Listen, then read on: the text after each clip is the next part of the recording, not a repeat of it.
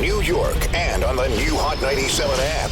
Ebro in the morning on Hot 97. Ebro in the morning. The beautiful Laura Stiles Rosenberg. Give it up for Terrell Davis on the program. That's right, you know him. You can't see me, but I'm giving you the mile high salute this morning. I mean, relax. We don't have to go full Broncos. Oh. You know what I'm saying? I'm a Raiders, what's wrong with that? I'm a Raiders fan. Wait, Bring it down a He's notch. a I'm a Raiders Raiders fan. Chill out. I feel bad for Let's you, not man. get crazy. I feel bad for you. Let's not It's get- been rough. The last Listen, man. 20 years.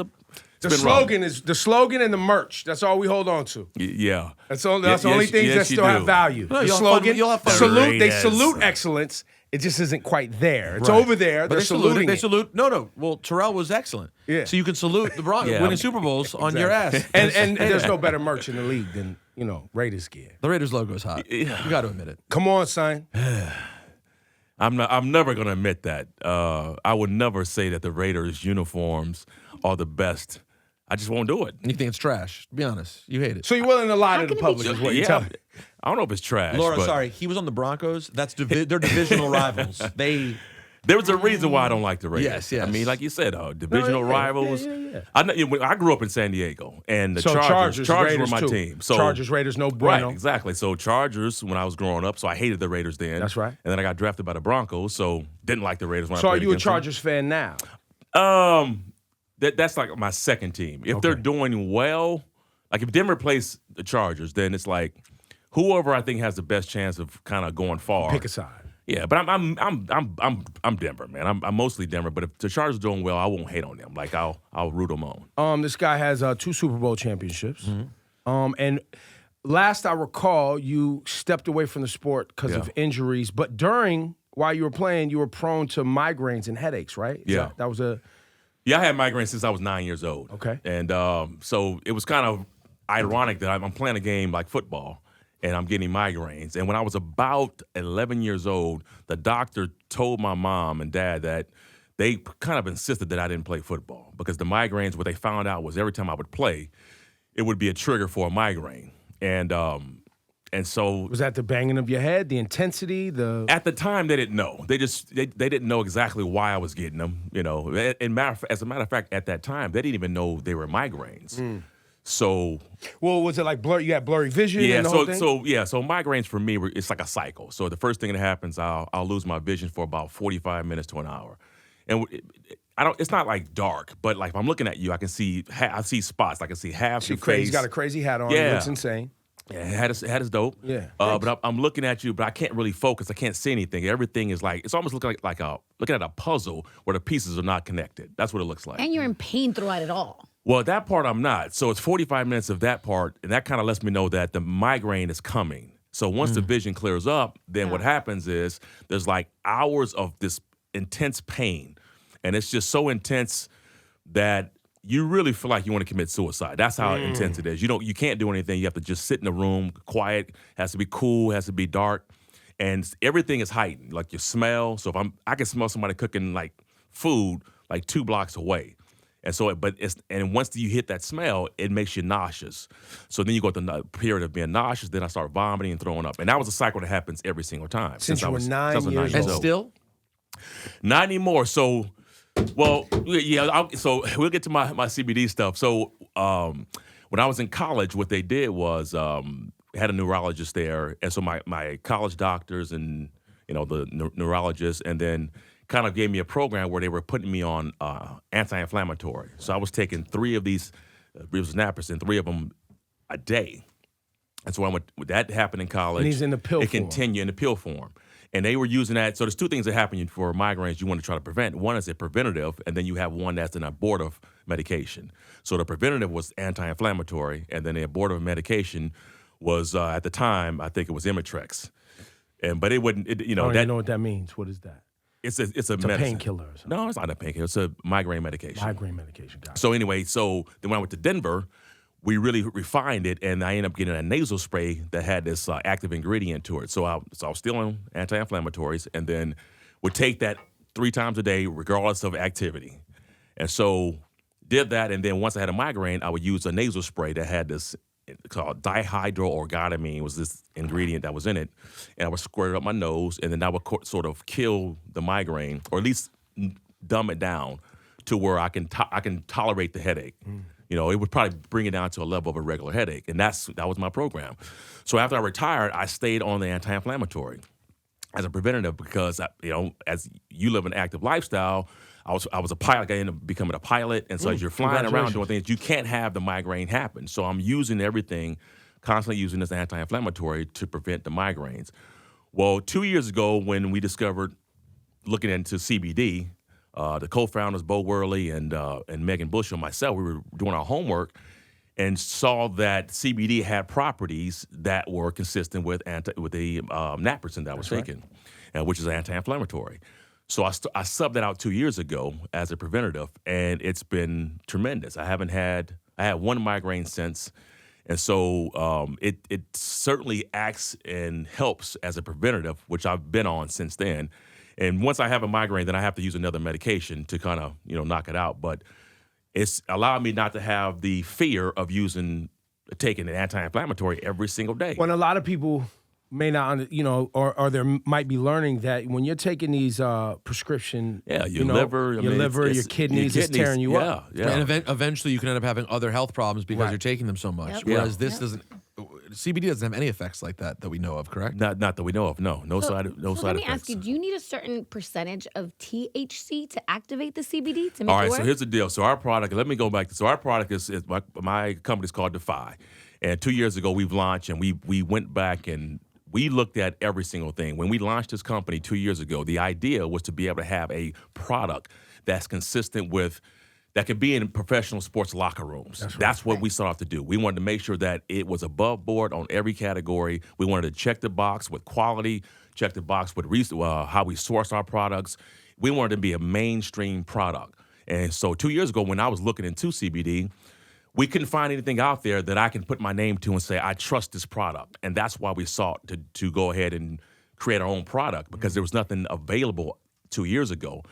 Now, CBD, they're not, when you say CBD, people think it's all created equally, and they're not. Not at all. You got to be careful out there, because there's CBD that's out there that has THC in it when they say it doesn't have any THC. We have 0% THC in our products, 0. We have a patented process that removes the THC from it, so you have nothing but high-quality CBD, and that's what's in our performance beverages that we have. And I have the box here. It should be open, but crack that box open. So there's 3 flavors in there. All right, I'm gonna taste And so I'm somebody who takes CBD, right? I've had several knee surgeries and I have arthritis and probably a little bit in both, but anti-inflammatory, a lot of people don't understand that their body's having allergic reactions often to food, you know, stress causes inflammation. Like a lot of things are causing inflammation. If you are having migraines out there, you know, a lot of people that I know have had migraines, I often talk to them about obviously hydration, but their food intake, having allergic reactions to things that your doctor may not know. You may not know. Yeah. You know, and even you know, and I'm not a vegan, but I also think that a lot of people are overeating, you know, animal products that are causing inflammation in their body and causing other health issues as well. Yeah. So the way I look at this is that this is it's an aid to whatever it is you're trying to do. For example, when I started taking this 2 years ago, and we looked at the space, and again, I had brought in over 40 products to try. And some were, you know, it was a smaller percentage of them that were decent. And so that's why we sought out to make this product. And as I started to get more onto CBD, I'm telling you, it changed my life. Like playing 8 years in the NFL and having the physical beating that I took, I couldn't work out more than 2 days, actually a day or two, where then my knees and my joints would just swell up. You know, I had chronic pain, inflammation, and taking it and going on the program. About 3 weeks later, I was like, wow, my energy level was up. I was working out back-to-back days, which was unheard of. Had more flexibility. My joints felt better. And so it works. And I was a big skeptic before I tried CBD, because I didn't mess with any other stuff. I didn't mess with marijuana. Look at you now. You've let yourself go. A little bit, right? A little you bit, look right? awful. So you're heavy. No, man, but You're falling apart. Look at. I don't know if they can see your arms on camera. You look at the exact same dude who played. Like Right you on. always were a jacked player. That Right was, on. you know, as It was all natural, though. All natural. It was of all course- natural. Yeah. By the way, we I have was working out. so we have orange mango. Yes. We have the mixed berry. Mixed berry. And we have the lemonade. Now, something that the audience should know of whether they buy your product on order and it's available online. Is this drinkdefy.com. drinkdefy.com? Drinkdefy.com. Yeah. You should know that CBD, because it's a natural product, it's not like taking a pill. It's something that has to build up in your system. Or like you have to, it's something that has to become a part of your life. It's not like you take it one time and you're going to feel some greatness, but you're going to need to continue to. Yeah, you have to be on a maintenance program with it. But let me tell you about our drink. So our drink has a delivery system that we have Give in me it one. that when you drink it, Berry or mango? Orange mango. Or lemonade. What's your Let's pref? go with you gotta orange cool mango. these things off. You got them. It's Are they not cold? bad. Are they cold? No, it's Okay. fine. It does the job. Let me see that mixed berry. Yeah, taste that mixed try berry. that mixed berry. Get there. your life. Got to get a little cup. Everybody got to. You Oh, you want us to put it on ice? I prefer. It put on defeats ice. the purpose if you start mixing this with vodka, by the way. It shouldn't be a mixer of any sort. Well, hold on. Don't say that yet. I don't know. It might work out. That lemonade is quite tasty. You know, some Ciroc, some Ciroc in there. Yo, Puff, add this to the Ciroc. Yeah, that combination is good. But no, it has a delivery system that allows your body to absorb 10 times the 10 times more of the CBD. Got it. If it didn't have it in your body, would almost like taking a vitamin, right? It comes through your body only absorbs so much of it. But we with that delivery system, it allows your body to absorb more of it at the time. So most people, when they drink it, they say, man, they'll let us know that they felt Good right away. Yeah, So you feel it right immediately. away. Yeah, That's dope. So yeah, I'll be drinking this. yeah. That's Me too. awesome, man. Now let's get on to the important stuff. Just go ahead. What's up? What? When Nas put out Blaze of 50, What? you remember Blaze of 50 by Nas? All right, man. Here we go. So I love hip hop, but I'm an old school. So you don't know you don't know the But reference to you? You gotta give me sing the. He doesn't know? No. He goes. He's telling a story. It's a whole story, and he says, Oh, he drops my name in there. flipped it up with Terrell Oh, yeah, Davis yeah, right in the okay, middle okay. of Blaze of 50. No, Okay. the story he's telling is So- made up though. I assume. Yeah, it's a made up story. Okay. So back in the day, Nas, we had the same agent. Ah. Yeah. So my agent, his name was Neil Schwartz. He was actually in the music business before he came into sports, and so I had a chance. Matter of fact, I'm in the Fugees video, Ready or Not. That's right. What? Yeah, so he represented them as well, Lauryn Hill, back in the day. You're so, in the Ready or Not video. I mean, it's Wow. like 1 second, dude. Still like, pretty tight, I though. was out there That's for tight. like synergy. Yeah, I was out there for like 2 days on the beach in LA, training like in this military type environment, and I thought I was gonna get a lot of action. I was like, oh, and I'm gonna be all in this video. Cut you for 1 second. Oh my God. I got one scene where I'm turning toward the camera, and it's like, bam, that's it. That was Ready? when they used to Sounds shoot about music right. videos like movies, and then only use 1 second. Yeah. Yeah. Now they shoot music videos in a matter of minutes and put them On out. your they probably shoot them on their phones now. No, they do. Yeah. Are absolutely. you That's are you still close with John Elway? Yeah. I mean, we Bro. don't talk. We don't talk every day, but yeah. Are you how? Pardon me for not knowing. How connected are you with the Broncos as a franchise? I mean, not really. I cover the NFL. I'm at the NFL Network. Right. So when I go to Denver, I'll stop by every once in a while. I talk to the players. John and I are still cool, but I don't. Was he a cool guy to be Oh yeah. when he was quarterback? Oh, John was. I couldn't have asked for a better quarterback. I couldn't ask for a better teammate because he was. He had the power, right? You walk into the locker room and you going. He's a superstar already, so he has the ability to be that guy, to act like he's John Elway, but he never did. And a lot of what of how I became was predicated off watching John and Shannon Sharp and watching guys who was already where I wanted to go. And so John he was cool. Does he have a special? A lot of people say John was one of the best ever. Some people say the best ever, right up there. He's up there, but had come up short prior to you.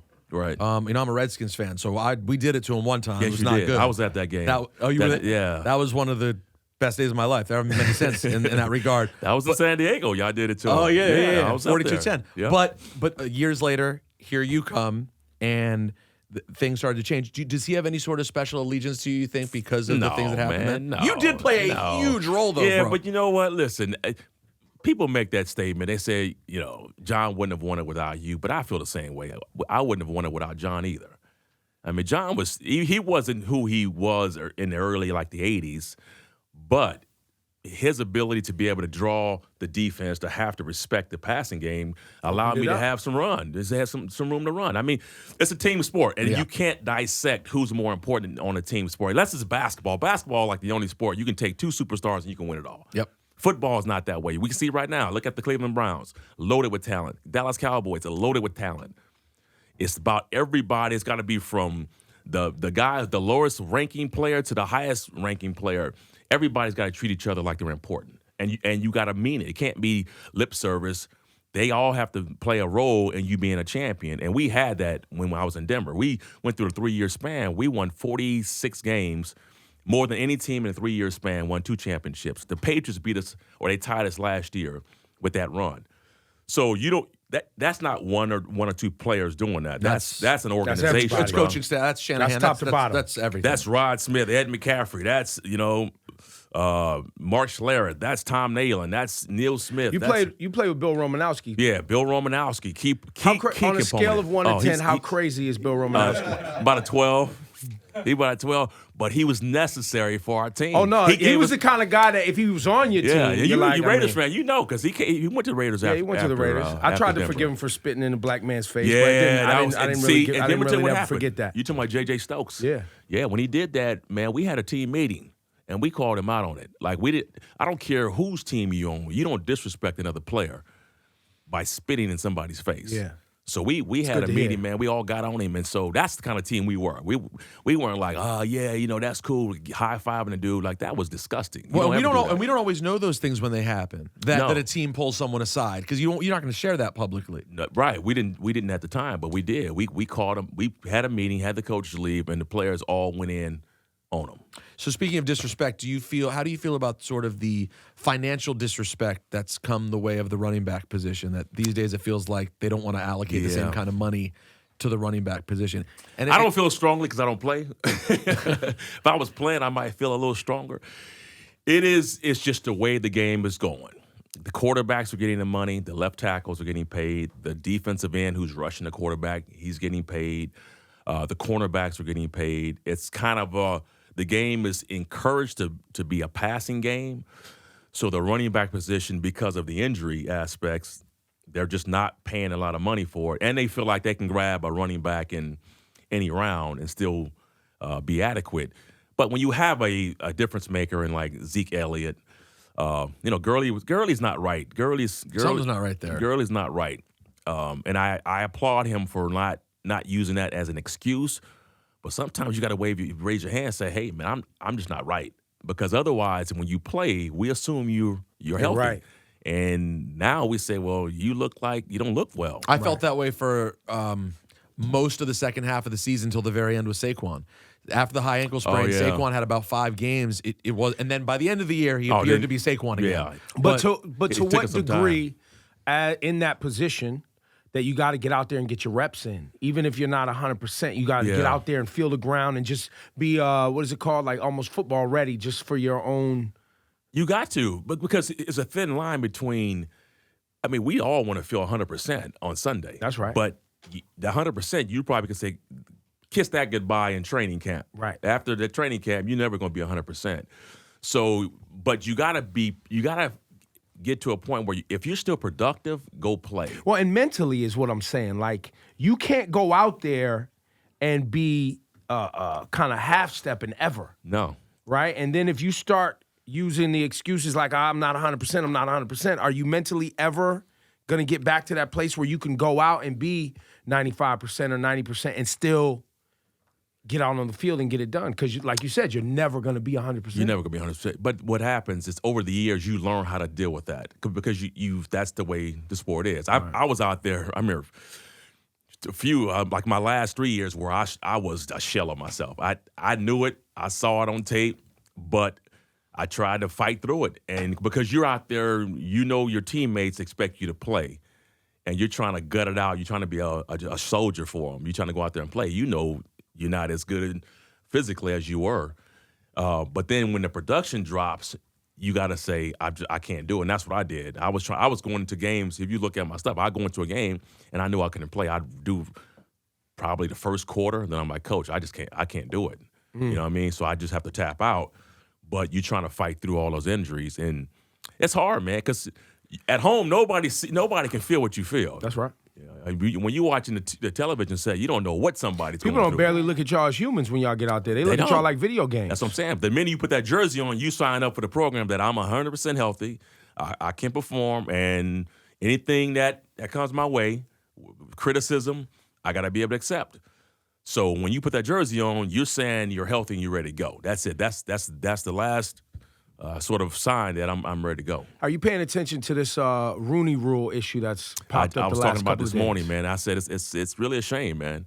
I mean, listen, for us to not have, I think there's 5 coaching vacancies and not one. I mean, you can say Ron Rivera, right? Minority coach. Yep. But he was already a coach. But there was no new opportunities given to any minority coaches. And that, to me, it's really a shame right now because I'm like, how do you fix it? Do you know Bieniemy by any chance? I know Eric Bieniemy, yeah. Is he – because qualifications look great. Andy Reid loves him. Yep. He called plays last year, and again, he's a guy that came from the Andy Reid tree, and normally those guys get head coaching jobs. And by the way, the Andy Reid tree is more successful and productive than the Belichick yeah, tree. the Petersons, yeah, they've been, yeah, absolutely. And so I don't know what they're saying with Eric. Is he not a Bieniemy. personable guy? Is there something we're missing? No, on I mean Eric, but it don't matter. Right, Like, he's a stern, serious guy. Yeah, but so what? what? That's what they're saying about Joe Judge, though. It's like, So what? So is there a cultural disconnect? Before I use the word racist, is there a cultural disconnect between these individuals who are black going into these head coaching jobs and the front offices of these teams, these billionaire owners and these general managers? Is there some sort of cultural disconnect that is not allowing the hierarchy of the NFL to look at these individuals like they deserve it? There certainly is something going on because I don't know. And that's me being nice, because you know me, I just want to call them racist. We have a league that is 70% black, and you have coaches that are not representing that sort of the equation there. There's a problem. Now, I don't know because if you're a player, and there's a lot of players who want to coach. And then some players I talk to, they're like, listen, I don't want to coach because they're making me start out. They're making me go back to like doing quality control. Mm-hmm. When they have experience, they have the knowledge, and they got to start back at the bottom. But and you got to pay your dues, right? I mean, I'm not. Yeah, I'm okay with that. But But if it's equal, is everybody paying their dues? It's interesting though. Everybody's not paying their dues. When you right, think was Schottenheimer's kids starting back at the bottom? Did Gruden start back at the bottom? Well, but that's in any field. That's in every single field, basically. If you're a child of one of the people who's around, you're getting. That's his point. Like, does everybody have to start back at the bottom? Well, that's what I was going to say is, though, so, like, most of the players who become coaches, don't have incredibly distinguished careers. They're usually, like, solid players, right? Okay, you can take a Jim Harbaugh, whatever, or something like that. But there aren't a lot of huge name players who then go on to have. Vrabel had a nice career. Yeah, he's a nice solid But I mean, player. what does that have They're to not do Terrell with Davis. What does that do with? Well, I'm just saying, it has nothing to do with the black part. I'm just curious about if you were a big-time player, would you really want to start out as a low-end coach? That doesn't seem like something you'd want to do. Well, that's a great point, because that's right. Like, if you're a stud, like, Terrell Davis isn't starting out being like, we're going to put you on quality. You're going to be an analyst. You're going to be going, that doesn't seem like a role. You could bring somebody in and say, hey, you're the assistant, right? You're the assistant, assistant offensive coordinator or whatever. Assistant quarterback's coach or whatever. I mean, come in from that standpoint. I mean, a guy like, Kellen Moore, he was a quarterback's coach, right? Yeah. So there are players who are coaches, but there's going to be a program that allows a lot of these minorities to be able to be in a position to where when there are openings that they're seen as high quality candidates. And there's no at least I don't know of any program that's setting them up for success right now. And it's going to be something else done, because what happens is the Rooney Rule says that you have to interview one minority candidate. Do the dog and pony So you show. bring in somebody that that's certainly not qualified, or you're not going to hire. Or even worse, they are qualified and they just go do 5 interviews and don't get the job. Right. But you bring them in because it's just part of the. That's why I was nice and I went to cultural disconnect. Yeah. Yeah. You know what I mean? Because there's something happening where individuals who could be potential head coaches aren't being seen by the hierarchy as having the qualities to be a head coach. And I really thought that a change would, and I fully acknowledge how ridiculous it is that the changes would come this late, but this is America. Look at our president, so it's not surprising. But you even look at like Tomlin, right? I would have thought that Tomlin would have been the beginning of people being like, it's like getting rid of the black quarterback stereotype. Lovie Smith. Tomlin's different. Tomlin's going to be. The Steelers have had 3 coaches in 50 years, and they're not going to let go of Mike Tomlin. So I would have assumed Steve would be. Lovie was cool. Tomlin's a Hall of Famer. He's going to be, and Dungy was great too. I would have thought by now it's like, what are we even thinking? This is great. It's still 3. There have been 3 African American coaches in 2003 when the Rooney Rule started. 2019, same amount of black coaches. It doesn't make sense. I don't have any answers for you. Well, fix it, Terrell. Cultural disconnect. And I even take it a step further. I lean in a step further. If you are a black man and you want to go into the coaching kind of atmosphere and be around all of those other coaches and learn with those other coaches, it's a good old boy network. Like, it's people who culturally connect with one another all the time, hang out with one another, do things, share with one another, probably build with one another, share ideas with one another. Do you feel included? In that social kind of structure of the way coaches operate. Well, I'm not in that coaching. But I'm just asking. But even as a player, seeing coaches, I would say this though. There's always, and it always has been, and it seems to be like this tag, right? When you look at some of the young white coaches, it's always he's smart, he's brilliant, he's got a great mind. And with a young black coach, he's a motivator, he's a master motivator, or he's That's a great point. Or he's stern. He's very. It's never intellectual. It's never intellectual, and that's always So been it's the racist. tag. I'm just trying to figure it out. No, I mean, it is what it is. Like, that's some of the tags that you hear from some of these coaches. And I think they have to get more young minorities in as coordinators. I think that's the kind of the first step, is to get more coordinators in there, which is hard because, again, when you have coaches who are established, and you said it's a network. It's a good old boy network.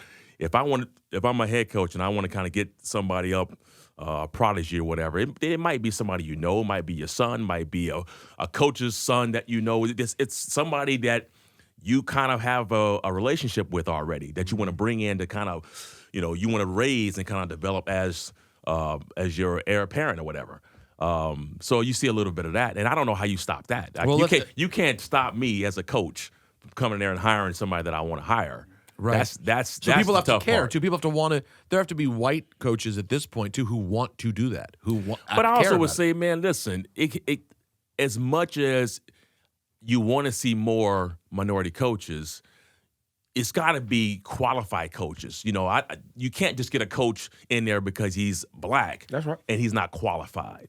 So how do you get qualified coaches? You got to have more programs. Well, that's what he said. You got to invest. You got to care. You got to care. You have to want to bring them up. You got on to say, hey, like these, and they have programs where they have internships. They come in, and I was part of an internship. It's a 3-week process in training camp, but it's got to be bigger than just the internship. You got to bring guys in and say, hey, maybe the Rooney Rule needs to apply to the bringing in people, the onboarding of talent, young talent inside the organizations, so that they're there, so that they can come up and see all the process. And how about this? How about that? How about this? We're all playing with ourselves until we have black ownership. So cultural change doesn't happen when all 32 owners are white. At some point, there has to be black owners in this league. Otherwise, we'll always be playing a game of how do you fill quotas. You also, at this point, have to, I think most black people that play football go because, and I was just going to ask you why you decided to play, but I think they go because it's the fastest way to change your economic standing in society, as when you use athletics as a black man. It's the fastest route to getting your family out of the Whatever circumstances that you're in financially, right? Play ball, whether that's basketball, or football, and I wish it was baseball also, because, I think black people could also go that route. Baseball too slow. Like, but it takes a lot of time. But I was going to ask you why you chose football as a young black man. Football chose me. I didn't choose football, to be honest with you. What I mean by that was, listen, I grew up, I didn't look at football as like no financial windfall, because I wasn't that talented to say, oh yeah, I'm a great player. I'm the number one athlete in America. Right. I can choose football. It didn't work out that way. You were in San Diego? I was in San Diego. And working class family? Yeah, my mom and dad they made some money. They were decent. I mean, I didn't think we were rich, but I didn't think we were poor either. I mean, we were nice. We had a brand new house. So you weren't looking for a financial way out when you decided to play football? No, football. I love football, man. Like I said, I was fighting through migraines not because I wanted to be a professional football player, because I loved football. There was something about it that I gravitated toward.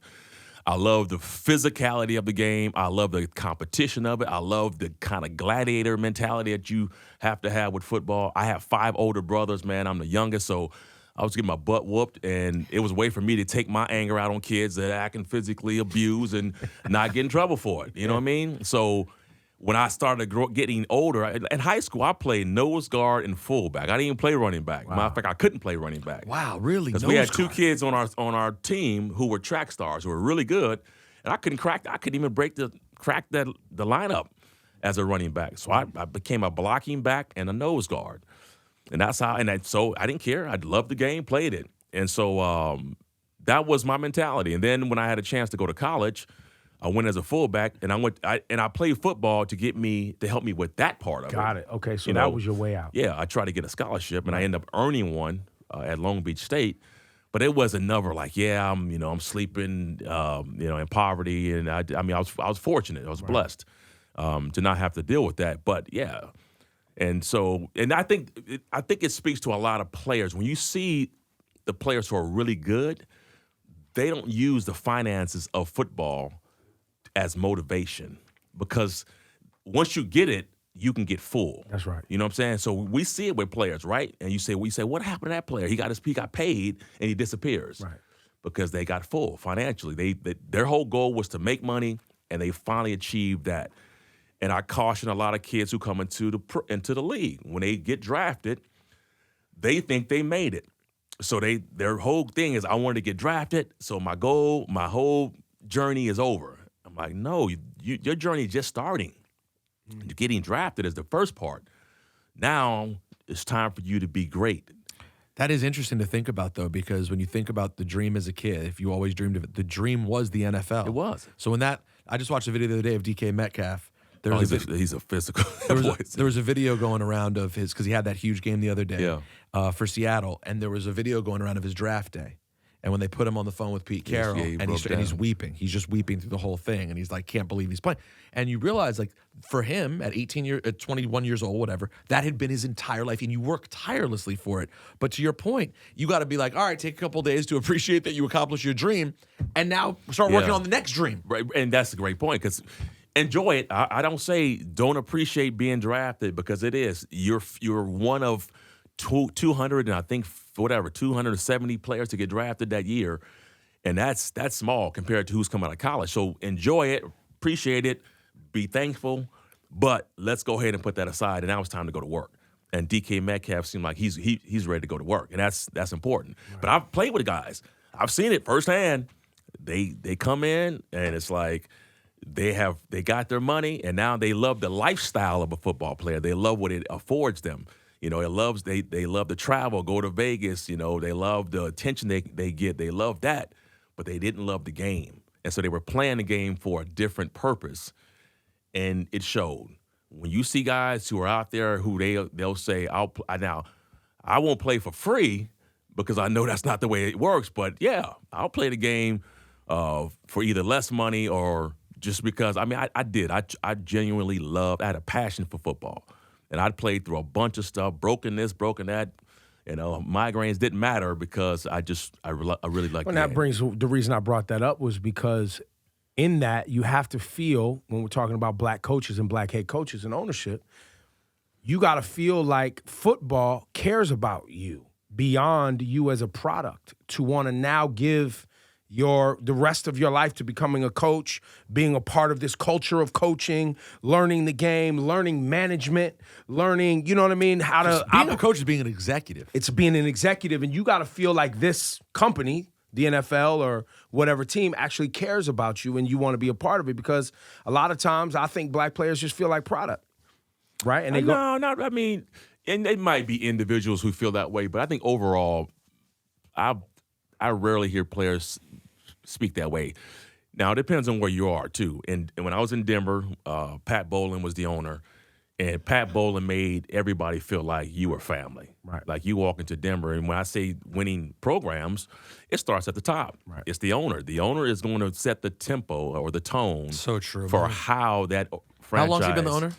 Who, Pat? Yeah. Oh, he was Pat 30 years or something like that. And for that entire run, You guys have been legit that entire time. And one of the most winningest franchises out there. They just won a Super Bowl a few years ago with Peyton. And now, even last year, even their years that are down, they're competitive. It's a quality franchise. It's a quality franchise. I'm telling you. And so Pat, and then you bring in Mike Shanahan, who was the head coach when I got there, or he came in the same year I got there. You have people who, it was a family organization. And I'm telling you, you can feel it from the janitor to all the way to the owner. Everybody meant something. And that's why we were winning so many games, because it was just that way. You had a sense that. And you do see that players stick around with teams and they become a part of the family, even with the Giants, the Raiders, these players that. But, I don't, back to my point about actually grooming coaches who represent the demographics of the NFL, right? Yeah, I think for a young minority coach right now, I think it's important that the coach doesn't get discouraged by what's going on. Right. And I think there's coaches who are being discouraged. They're saying, listen, I can never be a head coach because they're not looking for me right now. They're not giving me an opportunity in any area to grow to become a head coach. So you've got to be able to open up some opportunities to be able to grow, to groom these coaches. And I haven't seen a whole lot of it out there. And maybe I need to go back and look and see what's out there for these minority coaches. But whatever's happened is not working. So it needs to be. It has to be revisited. Terrell Davis is his name, and not Terrell. It's different. It's Terrell. I'm Terrell. That's how you get Terrell. How often do you get Terrell? A lot. I was talking to T.O. and he was like, he gets call him Terrell, and By they the call way, me Terrell. I'm sorry. You called me Terrell? No. Oh. I called him Terrell. Sorry, bruh. It's Terrell. I mean, I know other Terrell. The problem is that name in general is Terrell. Is it spelled Terrell. the same? It's spelled the same. It's spelled the same. So he gets mad about it, but that name's Terrell. It's like Allie and Holly? Yeah. Yeah. It's like you remember he says that, it's Leroy Butler, right? But he says it's Leroy. Well, sorry, fam. It's Leroy. That's what we were calling him. Leroy is like, no, my name is Leroy. So his mama told him it was your Leroy. Mama say, well, she should have spelled it that way. And now, real quick, so you're a Hall of Fame player. You had an incredible career. You're sort of the epitome. I think people think of you. It's like you're almost Barry Sanders, like you were flash. It was amazing, and when it was time to go, you moved on. Had a great career. I didn't move on. The game kicked me out, man. Well, it's still. I wish I could have walked away from the game, but to me as a fan, it ended up feeling like my only memories of you. You might have thought your last couple of years were bad, but to me, it was like you were in the league. Super Bowl. Yeah, you were in the league for a short time. You had 2,000 yards. You won Super Bowls. You moved on. That's how it looks. So, but in the airport, etc. Is there another player or anyone else that people confuse you with and come up? Because you just look like somebody. So even if you see you and don't know that you're Terrell Davis, you see the arms, you see the look, you know you're somebody. Yeah, that's true. But as far as they'll stare at me and they'll be like, "You look familiar." Like, I know you. Like, did you play football, right? You're like, well, if you consider Hall of Fame playing football, yeah, like, I played a little bit. And then I'm like, you look like that guy from Denver. And I'm like, yeah, people tell me that all the time, man. Like, yeah. The guy from Ready or Not. The guy from Ready or Not. I got a shot of that, by the way. Did you look it up? Yeah, King Louis sent me a shot. You look great here. It's right after. Look at this. This is a great shot. I think Praz is. You look there awesome. It is. This is Let me see. That's high quality. My 1 second of fame. Really good. You're this guy. You can't even tell, man. But the bald head, dark skinned black man, you got it. You are the quintessential bald head, dark skin. Because even what was your man's name that was in the Janet Jackson video, the model? Jimon, what's his name? Jimon Hansu? Yeah. Yeah, you know what I mean? From Love Will Never Do Without You? Yeah, that guy. What's he playing? He's an actor. But I'm just saying, you could also, I could see where people would be like, are you the actor? Are you the football player? That is true. Are you could see him in a black romantic comedy Christmas movie also. Look be at like, him. Yeah, right. This guy's you were in debonair. the one with Megan This guy's debonair. It was holidays or something, and it was a reunion. Like, I could see that. I could see it. I know. I never got that, though. Well, still time. You're a young man. There's still time. Yeah. I'm young. I'm trying to keep it that way. And Defy is the key, man. That's the key. The orange mango, I drank the whole bottle already. Oh, you already killed it? Yeah, he already. I feel amazing. It's pretty bomb. Yeah, drinkdefy.com. All right. Thank you, man. Terrell, man, it's great to meet you. Hey, pleasure. Thanks a lot for having me this morning. Yeah, man. And you live here in New York and do all your stuff for NFL Network here? Or? No, I'm in L.A. In L.A. Yeah. All right, give it up one time. Yeah. All right.